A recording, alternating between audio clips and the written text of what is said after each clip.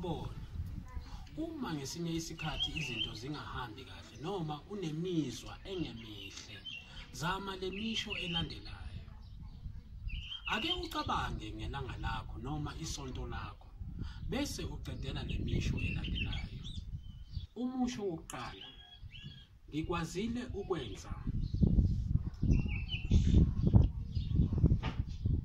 Umusho wesibili, ngizame ngawo wonke amandla ami.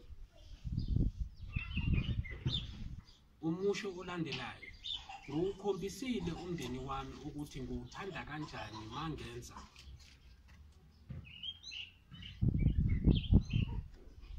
Umusho wokugcina, ngiyaziqhenya ngendlela engenze. Uma ukwazile ukuqedela le misho, lokho kungakusiza ukufunda ukuzincoma futhi kungakusiza ekunqomeni izingane zakho. Ukhumbule, wenza ngakho konke okusemandleni akho. Qedela le misho, usebenze ngayo mihla namalanga. Uzowubona umphumela wakho.